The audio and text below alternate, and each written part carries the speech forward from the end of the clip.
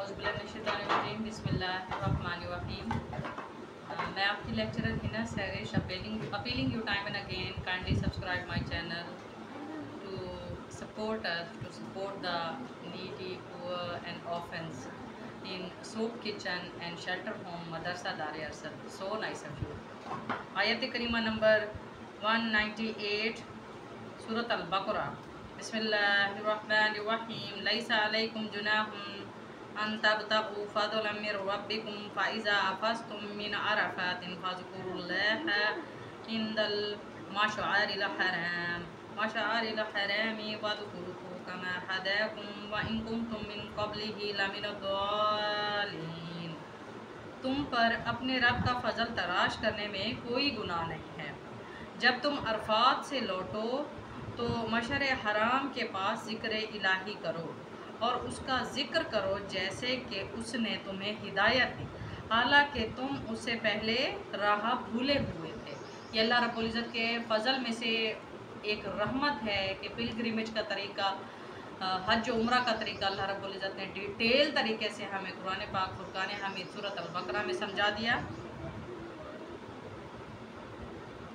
और फ़ज़ल से मुराद यानी तुम यहाँ फ़ज़ल तलाश करो, तिजारत करना चाहते हो तो तिजारत करो, कारोबार भी है, यानी सफ़र हज में तिजारत करने में कोई हर्ज नहीं है।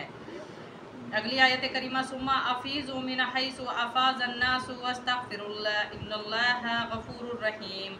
फिर तुम उस जगह से लौटो जिस जगह से सब लोग लौटते हैं और अल्लाह ताला से तलब बख्शिश करते रहो, यकीनन अल्लाह ताला बख्शने वाला मेहरबान है। यहाँ ये आयत करीमा अल्लाह रब्बुल इज़्ज़त ने तब नाज़िल फरमाई जब कुरैश मुज़दलिफ़ा रुक जाते थे और अरफात की तरफ नहीं आते थे, तो वो डायरेक्ट अरफात पर जब पिलग्रिमेज को कंप्लीट करते थे तो वो मुज़दलिफ़ा से ही आते थे। तो अल्लाह रब्बुल इज़्ज़त ने उनके लिए यह काम भेजा और वो अपने आप को थोड़ा सुपीरियर महसूस करते थे, दूसरों को ये दिखाते हुए कि हम कुरैशी हैं तो हमारा रुतबा भी अफजल है। तो अल्लाह रब्बुल इज़्ज़त ने फरमाया चाहे कोई भी हो, दीन इस्लाम में सबकी बराबरी है, अमीर गरीब काला गोरा, जैसे नबी मुकर्रम सल्लल्लाहु अलैहि वसल्लम ने फरमाया किसी काले को किसी गोरे पर, किसी अमीर को किसी गरीब पर कोई फ़ौक़ियत हासिल नहीं। तो अल्लाह रब्बुल इज़्ज़त भी यही अहकाम जारी फरमा रहे इस आयत करीमा में। अब आगे अल्लाह रब्बुल इज़्ज़त ने फरमाया फ़इज़ा क़ज़य्तुम मनासिककुम फ़ज़्कुरुल्लाह कज़िक्रिकुम आबाअकुम औ अशद्द ज़िक्रा फ़मिनन्नासि मन यक़ूलु रब्बना आतिना फ़िद्दुनिया वमा लहू फ़िल आखिरति मिन ख़लाक़। अच्छा, ऊपर वाली आयत करीमा जो मैंने आपको फ़र्क की तमीज़ करते हुए अल्लाह रब्बुल इज़्ज़त ने नाज़िल फरमाई, एक हदीस मुबारक भी उसकी मुझे याद आ गई। हज़रत आयशा रज़ियल्लाहु अन्हा के पास कुरैश के लोग आए। कुरैश की ख़ानदान की बड़ी ऊंची ख़ानदान की औरत ने चोरी कर ली, तो सब परेशान। अब ये मसला नबी पाक सल्लल्लाहु अलैहि वसल्लम के पास कौन पहुंचाएगा? तो बताया गया कि हज़रत उसामा बिन ज़ैद रज़ियल्लाहु अन्हु जो कि नबी पाक सल्लल्लाहु अलैहि वसल्लम के चहीते सहाबी हैं, वो पहुंचा सकते हैं। तो आप सल्लल्लाहु अलैहि वसल्लम ने फरमाया अल्लाह की कसम अगर मेरी बेटी फ़ातिमा भी ये चोरी करती तो मैं उनके हाथ काट देता। दीन इस्लाम बराबरी का पैगाम सिखाता है। दीन इस्लाम में कोई अमीर नहीं, कोई गरीब नहीं, कोई छोटा नहीं, कोई बड़ा नहीं। अल्लाह के नज़दीक आप देख लें, जब हज उम्रा के लिए हम लोग जाते हैं, एहराम बांधे हुए होते हैं, सब इक्वल रहते हैं, चाहे वो बादशाह है चाहे वो फ़कीर है। तो अल्लाह रब्बुल इज़्ज़त के सामने ऐसे ही रहने को अल्लाह ने तरजीह दी। उसकी मखलूक को कोई भी नीचा ना समझे, कोई भी अपने से अदना ना समझे, कोई अपने आप को इन्फीरियरिटी कम्प्लेक्स में ना डाले, कोई अपने आप को प्रियोरिटी कम्प्लेक्स में ना डाले। ये दोनों चीज़ें गुनाह हैं दीन इस्लाम में। अब अल्लाह रब्बुल इज़्ज़त फरमाता है फिर जब तुम अरकान हज अदा कर चुको तो अल्लाह ताला का ज़िक्र करो जिस तरह तुम अपने बाप दादों का ज़िक्र किया करते थे। अच्छा, ये एक तरह का उन्होंने it was kind of trend among the people कि जब वो हज के दौरान या उम्रा से हज उम्रा की इबादत से पहले जब वो अपनी इबादत किया करते थे या इसके बाद भी, तो इनकी ये कोशिश होती थी ये अल्लाह के घर के सामने, जैसे हम लोग जाते हैं ना तवाफ़ करते हुए हम कोई ना कोई तस्बीहात पढ़ते हैं। नबी पाक सल्लल्लाहु अलैहि वसल्लम ने फरमाया एक मरतबा मैंने देखा कि एक सहाबी मेरे सामने एक शख्स गुजर रहा है और वो अल्लाह के घर को देखता है तवाफ़ करते हुए और वो ऊंची आवाज़ में ऐसे अल्लाह के घर बैतुल्लाह को देखता और कहता है या करीमू, और फिर वो कदम बढ़ाता है। پھر کہتا ہے یا کریم، پھر قدم بڑھاتا ہے. تو آپ صلی اللہ علیہ وسلم نے اس شخص کی نقل فرمائی اور اس کی طرح یا کریم پڑھتے پڑھتے طواف فرمایا. ٹھیک ہے. اسی طریقے اللہ رب العزت فرما رہا ہے تم جیسے پہلے زمانہ جاہلیت میں اس کا طواف کرتے ہوئے، بیت اللہ کا طواف کرتے ہوئے اپنے باپ داداؤں کی تعریفیں کیا کرتے تھے اس کے گرد کھڑے ہو کے، اب تم نے وہ نہیں کرنی، اب تم نے اس کے گرد مجھ اللہ سبحانہ تعالیٰ کی بزرگی اور بڑائی بیان کرنی ہے. اللہ کی بزرگی اور بڑائی کی جب بات ہوتی ہے نا، تو اللہ رب العزت فرماتا ہے نبی مکرم صلی اللہ علیہ وسلم کے ذریعے سے، جب میرا بندہ ایک مرتبہ کہہ دے نا سبحان اللہ و بحمدہ سبحان اللہ العظیم، تو میں اللہ رب العزت اسے دنیا کے سمندروں کی جھاگوں سے بڑھ کر نعمتیں اور رحمتیں عطا کرتا ہوں. میں اللہ رحیم اللہ، میں اللہ کریم اللہ، میں رب العالمین اللہ. جب میرا بندہ میری خوشنودی حاصل کرنے کی خاطر اپنی فرض عبادات کے ساتھ ساتھ اپنی نفل عبادت میں کون سی ہے فورموسٹ، یہ جہاں سلام کرنے کا دل نہ چاہے وہاں اللہ اور اس کے رسول کی خاطر سلام کو عام کرو، جہاں رشتہ توڑنے کا دل چاہے وہاں رشتہ جوڑ کر رکھو، کسی کے راستے کی مشکل کو آسانی میں تبدیل کرو، پریشانی کو آسانی میں تبدیل کرو. تو یہ چھوٹی چھوٹی باتیں، چھوٹے چھوٹے احکامات قطرہ قطرہ مل کے سمندر بناتا ہے. تو اللہ رب العزت فرماتا ہے جو ان نفل عبادات اور احکامات کی بھی پیروی کرتا چلا جاتا ہے، تو میں دیکھتے ہی دیکھتے ایسے شخص کا ہاتھ بن جاتا ہوں. سبحان اللہ، کہ جس کام میں وہ ہاتھ ڈالے گا اس پر میری رضا شامل ہوگی. میں ایسے شخص کا دیکھتے ہی دیکھتے آنکھ بن جاتا ہوں، جس طرف وہ نگاہ دوڑائے گا اس پر میری رضا شامل ہوگی. میں ایسے شخص کا دیکھتے ہی دیکھتے ٹانگ بن جاتا ہوں، جس راستے پر وہ چل کر جائے گا اس پر میری رضا شامل ہوگی. سبحان اللہ العظیم، سبحان اللہ و بحمدہ سبحان اللہ العظیم. تو اللہ رب العزت نے فرمایا بعض لوگ وہ بھی ہیں جو کہتے ہیں کہ اے ہمارے رب ہمیں دنیا میں دے، ایسے لوگوں کا آخرت میں کوئی حصہ نہیں. اب یہاں دعا مانگنے کا طریقہ ہمیں سکھایا گیا. اللہ رب العزت دلوں کے بھیدوں سے بھی واقف ہے. اب جو مانگتے ہیں وہ سنتا ہے، کسی کی اسی وقت سن لیتا ہے، کسی کی ذرا دیر سے سنتا ہے، کسی کی جب سنتا ہے تو یا وہی چیز مل جاتی ہے اسے، یا اس کا بہترین نعم البدل مل جاتا ہے اس کو.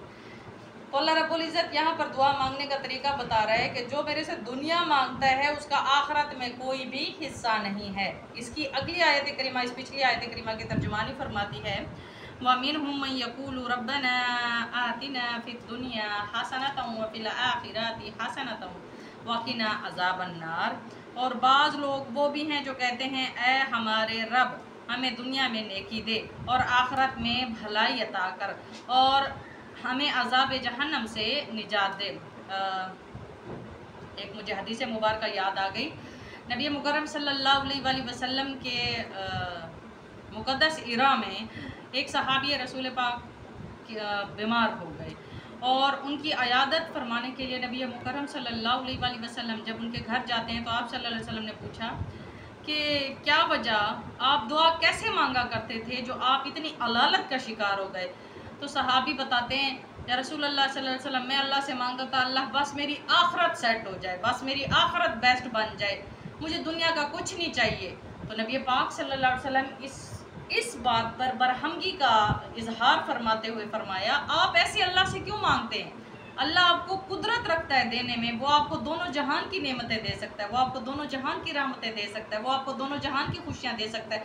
آپ اس سے جب سوال کرو تو اس کی وسعت اور وقت کے مطابق کرو، نہ کہ آپ اپنے مائنڈ کے مطابق. آپ کے مائنڈ اتنا وسیع نہیں ہو سکتا جتنا میرے رب کریم کا ہے. تو آپ نے دعا مانگنی ہے، آپ نے کہنا اللہ ہمیں اس جہاں میں بھی بھلائی عطا کر، ہمیں اس جہاں میں بھی بھلائی عطا کر.